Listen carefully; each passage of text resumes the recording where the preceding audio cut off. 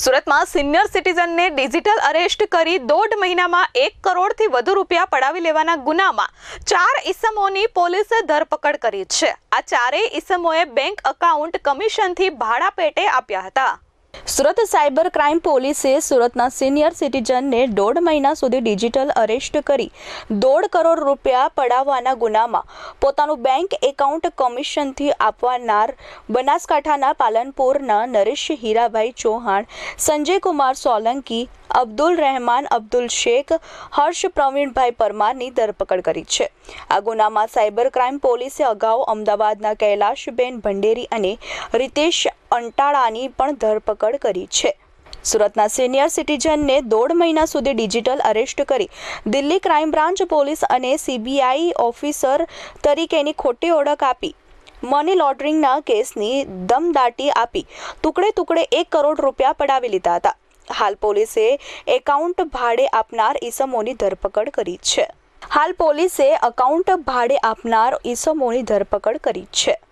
Retired જે senior citizen person છે એમની સાથે 1 કરોડ 5 લાખ રૂપિયા જેટલી માતબર રકમનો સાયબર ક્રાઇમ ફ્રોડ થયેલો હતો, જેમાં તેમનું ડિજિટલ અરેસ્ટ સાયબર ક્રિમિનલ્સ દ્વારા કરવામાં આવ્યું હતું અને એમને પૈસા બચાવવાના બહાને કે RBIમાંથી બોલીએ છે અને પોલીસ બનીને અલગ રીતે કોલ કરીને એમના વેરિફિકેશન માટે મલ્ટિપલ ટ્રાન્ઝેક્શન્સ કરાવીને 1 કરોડ 5 લાખ રૂપિયા જેટલી રકમ RBIના સેફ એકાઉન્ટમાં સેફટી માટે રાખવામાં આવશે અને પછી પરત કરવામાં આવશે એવો ઝાંસો આપીને તેમનું સાથે સાયબર ક્રાઇમ કરવામાં આવેલું હતું। ડિજિટલ અરેસ્ટ તેમનું લાંબા સમય માટે રાખવામાં આવેલા હતા।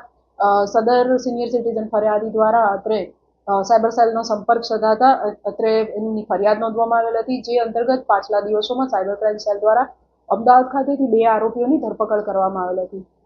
સદર કેસમાં વધુ કાર્યવાહી કરતા સાયબર ક્રાઇમ સેલ દ્વારા બનાસકાંઠા ખાતેથી આજરોજ 4 વધુ આરોપીઓની ધરપકડ કરવામાં આવેલ છે, જેઓએ પોતાના એકાઉન્ટ વગેરે આ સાયબર ક્રાઇમ માટે ભાડે કમિશન લઈને ભાડે આપેલ હતા।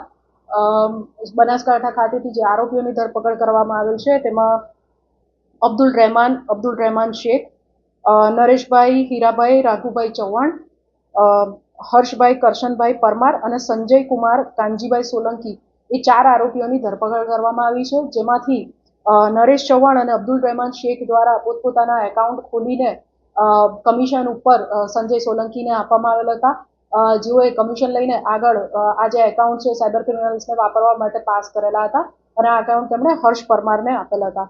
આ આરોપીઓની હાલ ધરપકડ કરવામાં આવેલ છે અને વધુ એમના રિમાન્ડ પણ મેળવવામાં આવેલ છે। આ કેસની અંદર 5,000 થી 10,000 રૂપિયા લીધાનું અત્યારે પ્રાથમિક તપાસમાં જણાઈ આવ્યું છે।